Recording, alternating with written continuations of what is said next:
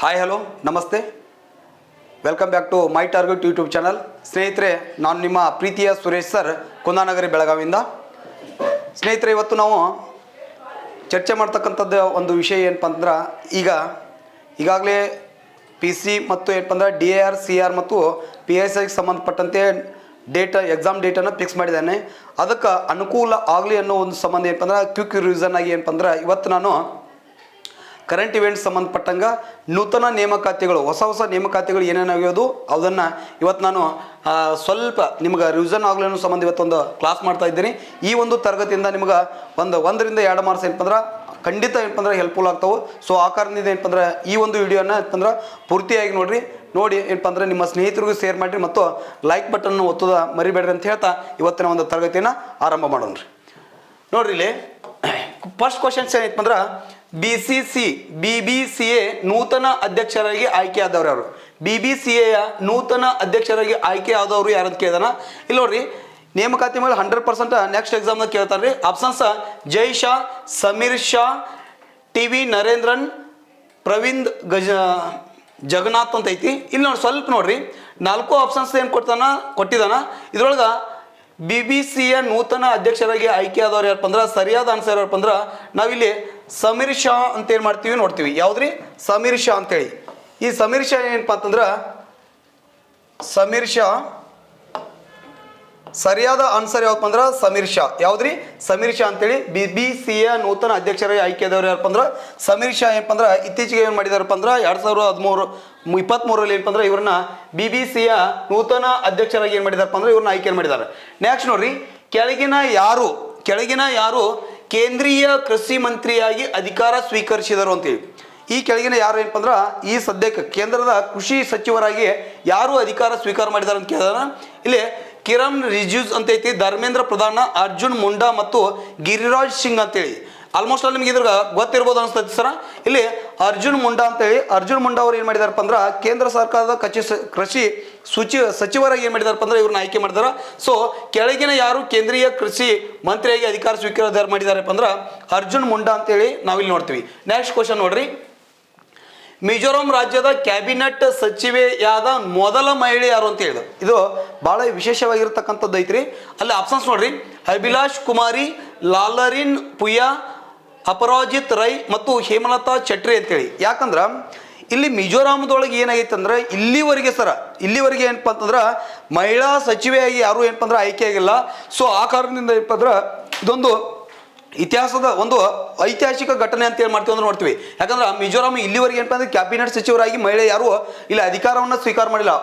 History ಒಳಗೆ ಏನಪ್ಪ ಅಂದ್ರೆ ಪ್ರಥಮ ಸ್ಥಾನ ಮೊದಲ ಬಾರಿಗೆ ಏನಪ್ಪ ಅಂದ್ರೆ ಮಿಜೋರಾಂ ರಾಜ್ಯದ ಕ್ಯಾಬಿನೆಟ್ ಸಚಿವರಾಗಿ ಏನಪ್ಪ ಅಂದ್ರೆ ಆಯ್ಕೆ ಆದವ್ರು ಯಾರಪ್ಪ ಅಂದ್ರೆ ಲಾಲರಿನ್ ಪುಯಾ ಅಂತ ಏನು ಮಾಡ್ತೀವಿ ಅಂದ್ರೆ ನೋಡ್ತೀವಿ ಸರ್. ಇದು ಭಾಳ ಎಕ್ಸಾಮ್ ದರ್ಶನ ವೆರಿ ಇಂಪಾರ್ಟೆಂಟ್ ಅಂತ ಮಾಡ್ತೀವಿ ನೋಡಿದ್ರೆ ನೋಡಿ, ಇದನ್ನ ಪಕ್ಕ ಏನು ಮಾಡ್ತಂದ್ರೆ ಇದನ್ನ ಕೇಳ್ತಾನ್ರಿ. ಸ್ವಲ್ಪ ಇಲ್ಲಿ ಕರೆಕ್ಟ್ ಅಬ್ಸರ್ವೇಷನ್ ಮಾಡ್ರಿ. ನೆಕ್ಸ್ಟ್ ಕ್ವಶನ್ಸ್ ನೋಡ್ರಿ, ರಾಜಸ್ಥಾನದ ನೂತನ ಮುಖ್ಯಮಂತ್ರಿಯಾಗಿ ಆಯ್ಕೆ ಆದವರು ಯಾರು ಸರ್? ಈಗ ಮೊನ್ನೆ ಏನಪ್ಪ ಅಂದ್ರೆ ಎಲೆಕ್ಷನ್ ಆದ್ರು ಸರ.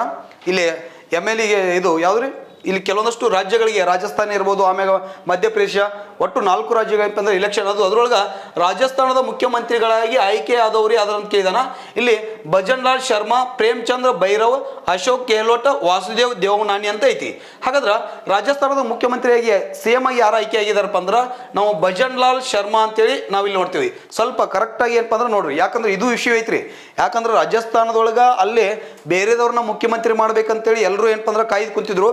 ಬಟ್ ಸರ್ಪ್ರೈಸ್ ಆಗಿ ಏನು ಮಾಡಿದಾರಪ್ಪ ಅಂದ್ರೆ ಈ ಭಜನ್ ಲಾಲ್ ಶರ್ಮಾ ಅವರು ಏನು ಮಾಡಿದಾರೆ ಅಂದ್ರೆ ರಾಜಸ್ಥಾನದ ಮುಖ್ಯಮಂತ್ರಿಗಳಿಗೆ ನೇಮಕ ಮಾಡಿದ್ದಾರೆ. ಯಾರ್ರಿ? ಭಜನ್ ಲಾಲ್ ಶರ್ಮಾ. ಇದಕ್ಕೆ ಏನಪ್ಪ ಅಂದ್ರೆ ಸರಿಯಾದ ಆನ್ಸರ್.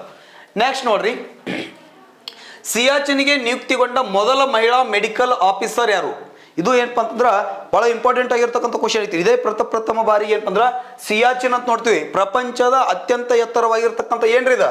ಪ್ರಪಂಚದ ಅತ್ಯಂತ ಎತ್ತರವಾಗಿರ್ತಕ್ಕಂಥ ಯುದ್ಧ ಭೂಮಿ ಯಾವ್ದ್ರಿ? ಸಿಯಾಚಿನ್. ಪ್ರಪಂಚದ ಅತ್ಯಂತ ಎತ್ತರವಾಗಿರ್ತಕ್ಕಂಥ ಅತ್ಯಂತ ಎತ್ತರದ ಯುದ್ಧ ಭೂಮಿ ಅಂತ ನೋಡ್ತೀವ್ರಿ. ಅತ್ಯಂತ ಎತ್ತರದ ಯುದ್ಧ ಭೂಮಿ ಯಾವ್ದಪ್ಪ ಅಂದ್ರೆ ಪ್ರಪಂಚದೊಳಗೆ ಅತ್ಯಂತ ಎತ್ತರವಾದ ಯುದ್ಧ ಭೂಮಿ ಯಾವ್ದಪ್ಪ ಅಂದ್ರೆ ನಾವಿಲ್ಲಿ ಸಿಯಾಚಿನ್ ಅಂತ ನೋಡ್ತೀವಿ. ಇದೇ ಒಂದು ಸಿಯಾಚಿನ್ ಏನಪ್ಪ ಅಂದ್ರೆ ಪ್ರಪಂಚದ ಅತ್ಯಂತ ಎತ್ತರವಾಗಿರ್ತಕ್ಕಂಥ ಭೂಮಿ ರೀ, ಯುದ್ಧ ಭೂಮಿ ಅಂತ ನೋಡ್ತೀವಿ. ಈ ಸಿಯಾಚಿನ್ ಎಲ್ಲಿ ಕಂಡು ಬರ್ತದಪ್ಪ ಅಂದ್ರೆ ನಾವಿಲ್ಲಿ ಭಾರತದ ಪ್ರಾಕೃತಿಕ ವಿಭಾಗಕ್ಕೆ ಸಂಬಂಧಪಟ್ಟಂತ ಅಧ್ಯಯನ ಮಾಡುವ ಸಂದರ್ಭದಲ್ಲಿ ಇಲ್ಲಿ ಹೊರ ಹಿಮಾಲಯ ಅಂತ ನೋಡ್ತೀವಿ. ಎಲ್ರಿ ಹೊರ ಹಿಮಾಲಯ ಅಂತೇಳಿ, ಆ ಹೊರ ಹಿಮಾಲಯ ಅಂತ ನೋಡ್ತೀವಿ. ಆ ಹೊರ ಹಿಮಾಲಯದಲ್ಲಿ ಕಂಡು ಬರ್ತಕ್ಕಂಥ ಒಂದು ಶ್ರೇಣಿ ಯಾವಪ್ಪ ಅಂದ್ರೆ ಸಿಯಾಚಿನ್ ಅಂತ ನೋಡ್ತೀವಿ. ಈ ಸಿಯಾಚಿನ್ ಏನಪ್ಪ ಅಂದ್ರೆ ಪ್ರಪಂಚದ ಅತ್ಯಂತ ಎತ್ತರವಾದ ಯುದ್ಧ ಭೂಮಿ ಅಂತ ನೋಡ್ತೀವಿ. ಈ ಸಿಯಾಚಿನ್ ಈ ಒಂದು ಭಾಗದಲ್ಲಿ ಏನಪ್ಪ ಅಂತಂದ್ರೆ ಇಲ್ಲಿ ಹಿಮನದಿಗಳು ಸಹ ಏನಪ್ಪ ಅಂದ್ರೆ ಕಂಡು ಬರ್ತಾವ. ಭಾರತದಲ್ಲಿ ಏನಪ್ಪ ಅಂದ್ರೆ ಪ್ರಪಂಚದ ಅತ್ಯಂತ ಉದ್ದವಾದ ಎರಡನೇ ಹಿಮನದಿ ಐತ್ರಿ. ಅದೇ ಯಾವ ಹಿಮನದಿಪ್ಪ ಅಂದ್ರೆ ನಾವಿಲ್ಲಿ ಸಿಯಾಚಿನ್ ಹಿಮನದಿ ಅಂತ ಏನ್ ಮಾಡ್ತೀವಿ ಅಂದ್ರೆ ನೋಡ್ತೀವಿ. ಈ ಸಿಯಾಚಿನ್ ಹಿಮನದಿಯು ಸುಮಾರು 72 ಕಿಲೋಮೀಟರ್ ಉದ್ದ ಐತ್ರಿ. ಸಿಯಾಚಿನ್ ಹಿಮನದಿ ಎಷ್ಟು ಕಿಲೋಮೀಟರ್ ಉದ್ದ ಐತಿ ಅಂದ್ರೆ 72 ಕಿಲೋಮೀಟರ್ ಉದ್ದವಾಗಿದ್ದು ಪ್ರಪಂಚದ ಅತ್ಯಂತ ಉದ್ದವಾದ ಎರಡನೇ ಹಿಮನದಿ ಅಂತ ನೋಡ್ತೀವಿ.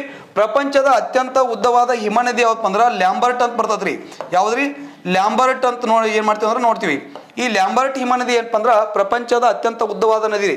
ಇದು ಎಲ್ಲಿ ಅಂಟಾರ್ಟಿಕಾ ಖಂಡದೊಳಗೆ ಕಂಡು ಬರ್ತದ್ರಿ. ಎಲ್ಲಿ ಕಂಡು ಬರ್ತದ್ರಿ? ಅಂಟಾರ್ಟಿಕಾ ಖಂಡದೊಳಗೆ ಸುಮಾರು 400 ಕಿಲೋಮೀಟರ್ ಉದ್ದ ಐತ್ರಿ. ಅದನ್ನ ಬಿಟ್ರೆ ಸಿಯಾಚಿನ್ ಐತಿ. ಇನ್ನೊಂದು ಗೊತ್ತಿರಲಿ ನಿಮ್ಗ್ರಿ, ಏನ್ ವಿಷಯ ಅಂತಂದ್ರೆ ಇಲ್ಲಿ ಯಾವುದು ದಕ್ಷಿಣ ಧ್ರುವ ಪ್ರದೇಶ ಮತ್ತು ಉತ್ತರ ಧ್ರುವ ಪ್ರದೇಶ ಅಂತ ನೋಡ್ತೀವಿ. ಭೂಮಿಯ ಉತ್ತರ ಧ್ರುವ ಮತ್ತು ದಕ್ಷಿಣ ಧ್ರುವವನ್ನು ಹೊರತುಪಡಿಸಿದರೆ ಅತಿ ಹೆಚ್ಚು ಹಿಮದಿಂದ ಕೂಡಿರ್ತಕ್ಕಂಥ ಒಂದು ಪ್ರದೇಶ ಯಾವ್ದಪ್ಪ ಅಂದ್ರೆ ಸಿಯಾಚಿನ್ ಸರ.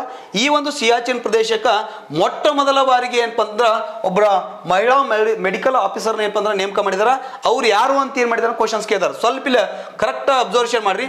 ಸುಚೇತಾ ಕೃಪ್ಲಾನಿ, ಮನೀಷಾ ಪಾದಿ, ಗೀತಿಕಾ ಕೌಲ್, ಪ್ರತಿಭಾ ಬಾಸಿನ್ ಅಂತೇಳಿ. ಹಾಗಾದ್ರೆ ಇದಕ್ಕೆ ಸರಿಯಾದ ಆನ್ಸರ್ ಯಾವಪ್ಪ ಅಂದ್ರೆ ನಾವಿಲ್ಲಿ ಗೀತಿಕಾ ಕೌಲ್ ಅಂತ ನೋಡ್ತೀವಿ. ಈ ಗೀತಿಕಾ ಕೌಲ್ ಅವರು ಏನಪ್ಪ ಅಂದ್ರೆ ಸಿಯಾಚಿನ್ಗೆ ನಿಯುಕ್ತಿಗೊಂಡಿರ್ತಕ್ಕಂಥ ಮೊದಲ ಮಹಿಳಾ ಮೆಡಿಕಲ್ ಆಫೀಸರ್ ಅಂತೇಳಿ ನಾವಿಲ್ಲಿ ನೋಡ್ತೀವಿ. ಇದಕ್ಕೆ ಸರಿಯಾದ ಆನ್ಸರ್ ಸಿ ಆಗಿರ್ತೀರಿ. ನೆಕ್ಸ್ಟ್ ರಾ ಇದರ ನೂತನ ಚೀಫ್ ಆಗಿ ಆಯ್ಕೆಯಾದವ್ರು ಯಾರು? ರಾದ್ ಏನೈತಲ್ರಿ, ಈ ರಾದ ಚೀಫ್ ನೂತನವಾಗಿ ಹೊಸದಾಗಿ ಏನಪ್ಪ ಅಂದ್ರೆ ಚೀಫ್ ಆಗಿ ಯಾರು ನೇಮಕ ಮಾಡಲಾಗಿದೆ ಇದನ್ನ ರವಿ ಸಿಂಹ, ಅರವಿಂದ್ ಕುಮಾರ್, ಸಮಂತ್ ಗೋಯಲ್. ನೆಕ್ಸ್ಟ್ ಯಾವಪ್ಪ ಅಂದ್ರೆ ಅಜಯ್ ಠಾಕೂರ್ ಅಂತ ನೋಡ್ತೀವಿ. ಇಲ್ಲಿ ಸರಿಯಾದ ಆನ್ಸರ್ ಯಾವಪ್ಪ ಅಂದ್ರೆ ಈ ರಾದ ನೂತನ ಚೀಫ್ ಆಗಿ ಯಾರನ್ನ ನೇಮಕ ಮಾಡಿದಾರಪ್ಪ ಅಂದ್ರೆ ಸ್ವಲ್ಪ ಇಲ್ಲ ಅದು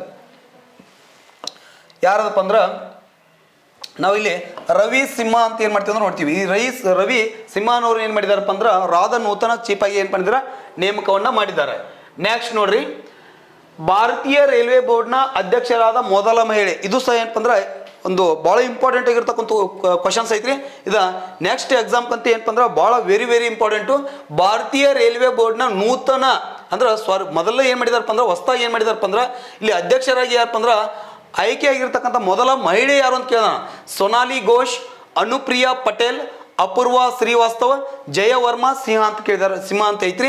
ಹಾಗಾದ್ರೆ ಇದಕ್ಕೆ ಸರಿಯಾದ ಆನ್ಸರ್ ಯಾವಪ್ಪ ಅಂದ್ರೆ ಜಯವರ್ಮ ಸಿಂಹ ಅಂತೇಳಿ ಸಿಂಹ ಅಂತ ನೋಡ್ತೀವಿ. ಇವರು ಏನಪ್ಪ ಅಂದ್ರೆ ಇವರು ಮೊದಲ ಬಾರಿಗೆ ಏನಪ್ಪ ಅಂದ್ರೆ ಭಾರತೀಯ ರೈಲ್ವೆ ಬೋರ್ಡಿನ ಅಧ್ಯಕ್ಷರಾಗಿರ್ತಕ್ಕಂಥ ಮಹಿಳೆ ಯಾರ್ರಿ? ಜಯವರ್ಮ ಸಿಂಹ ಅವರು. ನೆಕ್ಸ್ಟ್ ನೋಡ್ರಿ, ನ್ಯಾಷನಲ್ ಗ್ರೀನ್ ಟ್ರಿಬ್ಯುನಲ್ NGT ನೂತನ ಅಧ್ಯಕ್ಷರಾದವರು ಯಾರು? ನ್ಯಾಷನಲ್ ಗ್ರೀನ್ ಟ್ರಿಬ್ಯುನಲ್ ಅಂತ ನೋಡ್ತೀವಿ. ಯಾವ್ದ್ರಿ? National green tribunal NGT. ಇದರ ನೂತನ ಅಧ್ಯಕ್ಷರಾಗಿ ಒಬ್ಬರನ್ನ ಆಯ್ಕೆ ಮಾಡಿದ್ದಾರೆ ಸರ.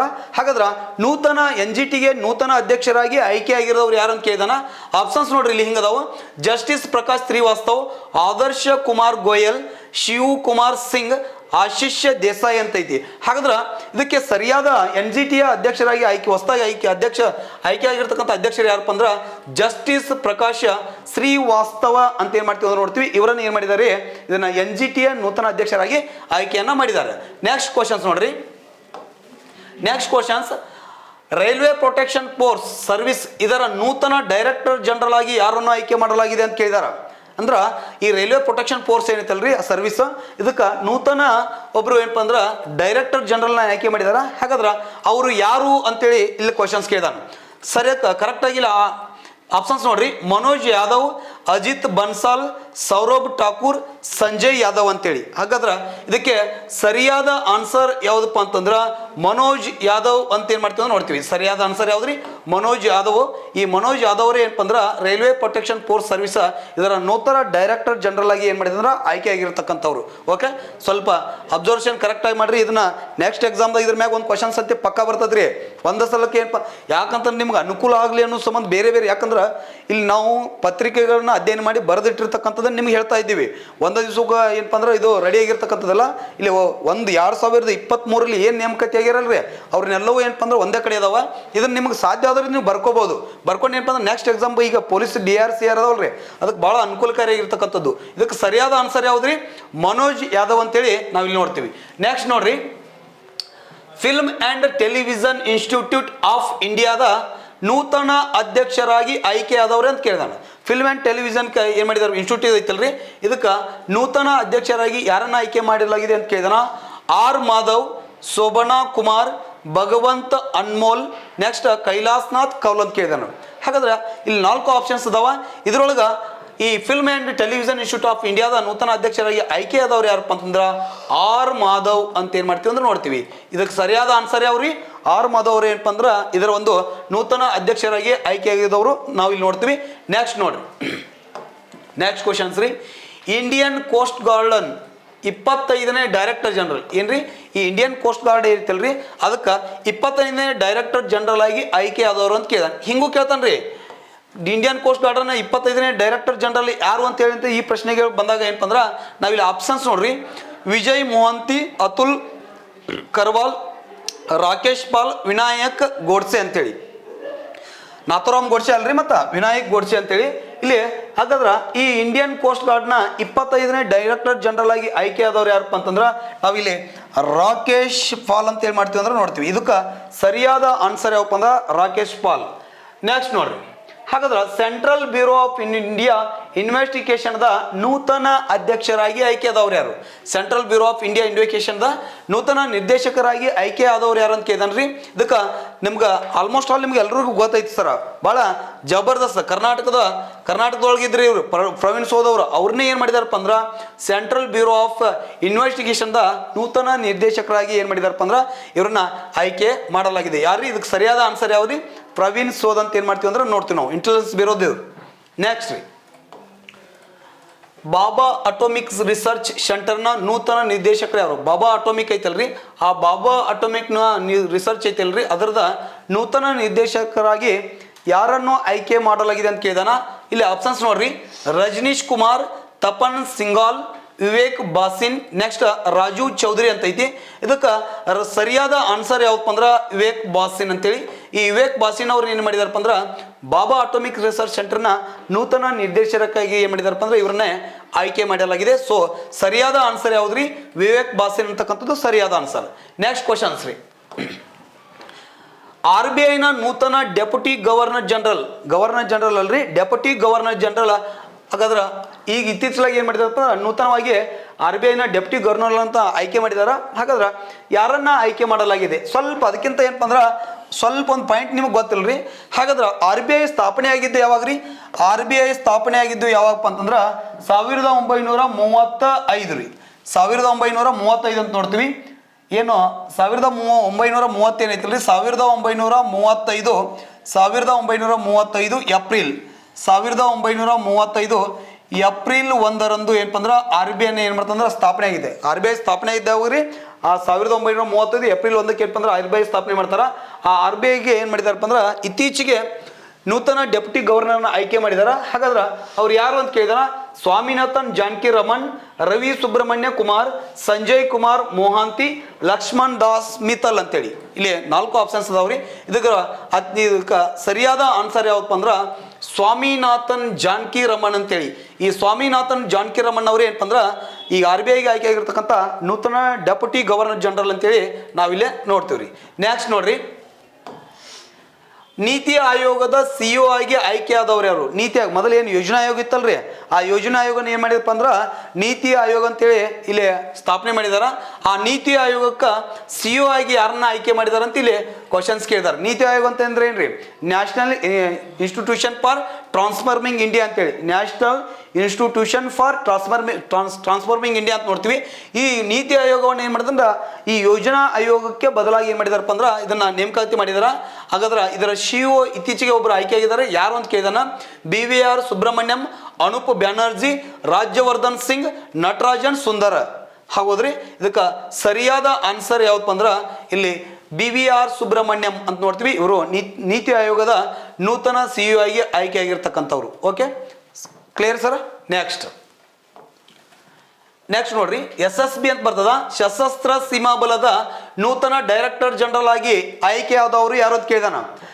ಸಶಸ್ತ್ರ SSBಗೆ ಏನಪ್ಪ ಅಂದ್ರೆ ಈಗ ಇತ್ತೀಚೆಗೆ ಏನು ಮಾಡಿದಾನ, ನೂತನವಾಗಿ ಏನು ಮಾಡಿದಾರಪ್ಪ ಅಂದ್ರೆ ಡೈರೆಕ್ಟರ್ ಜನರಲ್ನ ಆಯ್ಕೆ ಮಾಡಿದಾರ. ಹಾಗಾದ್ರೆ ಅವ್ರು ಯಾರು ಅಂತ ಕೇಳಿದಾನ. ಇಲ್ಲಿ ಆಪ್ಷನ್ಸ್ ನೋಡ್ರಿ, ರಶ್ಮಿ ಶುಕ್ಲಾ, ರುಚಿರ್ ಕಾಂಬೋಜ್, ಪರಿಮಳಾ ಜೈಪಾಲ್, ಯಾಸ್ತಿಕ್ ಭಾಟಿಯಾ ಅಂತೇಳಿ ಇಲ್ಲಿ 4 ಆಪ್ಷನ್ಸ್ ಅದಾವ. ಹಾಗಾದ್ರೆ ಸಶಸ್ತ್ರ ಸೀಮಾ ಬಲ SSBಗೆ ಏನಪ್ಪ ಅಂದ್ರೆ ರಶ್ಮಿ ಶುಕ್ಲಾ ಅವ್ರನ್ನ ಏನು ಮಾಡಿದಾರಪ್ಪ ಅಂದ್ರೆ ಡೈರೆಕ್ಟರ್ ಜನರಲ್ ಆಗಿ ಇವರನ್ನ ಆಯ್ಕೆ ಮಾಡಲಾಗಿದೆ. ಸರಿಯಾದ ಆನ್ಸರ್ ಯಾವ್ದ್ರಿ? ಎ ಅಂತೇಳಿ ನಾವು ಇಲ್ಲಿ ನೋಡ್ತೀವಿ. ನೆಕ್ಸ್ಟ್, ಭಾರತೀಯ ಮಹಿಳಾ ಕ್ರಿಕೆಟ್ ತಂಡದ ನೂತನ ಪ್ರಮುಖ ಕೋಚ್ ಆಗಿ ಆಯ್ಕೆ ಆದವರು. ಈಗ ಏನು ವುಮೆನ್ಸ್ ಕ್ರಿಕೆಟ್ ಏನೈತಲ್ರಿ, ಆ ಭಾರತೀಯ ಮಹಿಳಾ ಕ್ರಿಕೆಟ್ ತಂಡದ ನೂತನ ಕೋಚ್ ಆಗಿ ಒಬ್ಬರನ್ನ ಆಯ್ಕೆ ಮಾಡಿದಾರ. ಹಾಗಾದ್ರೆ ಭಾರತೀಯ ಮಹಿಳಾ ತಂಡದ ಕೋಚ್ ಆಗಿ ಯಾರನ್ನ ಆಯ್ಕೆ ಮಾಡಲಾಗಿದೆ ಇತ್ತೀಚೆಗೆ ಅಂತಂದ್ರೆ ಆಪ್ಷನ್ಸ್ ನೋಡ್ರಿ, ಅಮೂಲ್ ಮುಜುಮ್ದಾರ್, ಜುಲನ್ ಗೋಸ್ವಾಮಿ, ಅನಿಲ್ ಕುಂಬ್ಳೆ, ಅಮರೇಂದು ಪ್ರಕಾಶ್ ಅಂತ ಐತಿ. ಹಾಗಾದ್ರೆ ಇತ್ತೀಚೆಗೆ ಯಾರನ್ನ ಆಯ್ಕೆ ಮಾಡಲಾಗಿದೆಪ್ಪ ಅಂದ್ರೆ ಅಮೂಲ್ ಮುಜುಮ್ದಾರ್ ಅಂತ ನೋಡ್ತೀವಿ ನಾವು. ಈ ಅಮೂಲ್ ಮುಜುಮ್ದಾರ್ ಅವರು ಏನಪ್ಪ ಅಂದ್ರೆ ಭಾರತೀಯ ಮಹಿಳಾ ಕ್ರಿಕೆಟ್ಗ ಇತ್ತೀಚೆಗೆ ಭಾರತೀಯ ಮಹಿಳಾ ಕ್ರಿಕೆಟ್ ತಂಡದ ನೂತನ ಕೋಚ್ ಆಗಿ ಏನು ಮಾಡಿದಾರಪ್ಪ ಅಂದ್ರೆ ಇವರನ್ನ ಆಯ್ಕೆ ಮಾಡಿದಾರ, ಅಮೂಲ್ ಮುಜುಮ್ದಾರ್ ಅಂತೇಳಿ ನಾವಿಲ್ಲಿ ನೋಡ್ತೀವಿ. ಸರಿಯಾದ ಆನ್ಸರ್ ಯಾವ್ದ್ರಿ? ಎ. ನೆಕ್ಸ್ಟ್, ಓಕೆ, ಇಷ್ಟು ಏನಪ್ಪ ಅಂದ್ರೆ ಈ ಇತ್ತೀಚೆಗೆ 2023ರಲ್ಲಿ ಹೊಸದಾಗಿ ನೇಮಕಗೊಂಡಿರ್ತಕ್ಕಂಥ ಅಂತೇಳಿ ನಾವಿಲ್ಲಿ ನೋಡ್ತೀವಿ. ಇನ್ನೂ ಕೆಲವೊಂದಷ್ಟು ಹೊಸದಾಗಿ ನೇಮಕೊಂಡಿದ್ದವ್ರಿದ್ದಾರೆ. ಅದನ್ನು ನೆಕ್ಸ್ಟ್ ಸ್ಲೈಡ್ದೊಳಗೆ ಏನಪ್ಪ ಅಂದ್ರೆ ನಿಮ್ಗೆ ಮತ್ತೊಂದು ಕ್ಲಾಸ್ ಒಳಗೆ ಅದನ್ನು ತಿಳಿಸ್ಲಿಕ್ಕೆ ಪ್ರಯತ್ನ ಮಾಡ್ತೀನಿ. ಸೊ ಈ ಒಂದು ಕ್ಲಾಸ್ ನಿಮಗೆ ಇಷ್ಟ ಆಗಿತ್ತಂದ್ರೆ ಲೈಕ್ ಮಾಡಿರಿ ಮತ್ತು ನಿಮ್ಮ ಫ್ರೆಂಡ್ಸ್ಗಳಿಗೆ ಏನಪ್ಪ ಅಂದ್ರೆ ಇದನ್ನು ಶೇರ್ ಮಾಡಿರಿ ಅಂತ ಹೇಳ್ತಾ, ಇದನ್ನು ಭಾಳ ಇಂಪಾರ್ಟೆಂಟ್ ಐತ್ರಿ. ಇದನ್ನು ಬರೆದಿಟ್ಕೊಂಡು ಏನಪ್ಪ ಅಂದ್ರೆ ಮುಂದಿನ ಎಕ್ಸಾಮ್ ನಿಮ್ಗೆ ಪಕ್ಕಾ ಇದು ಹೆಲ್ಪ್ ಆಗ್ತದೆ ಅಂತ ಹೇಳ್ತಾ ಇವತ್ತಿನ ಒಂದು ತರಗತಿಯನ್ನು ಮುಗಿಸ್ತೇನೆ ರೀ.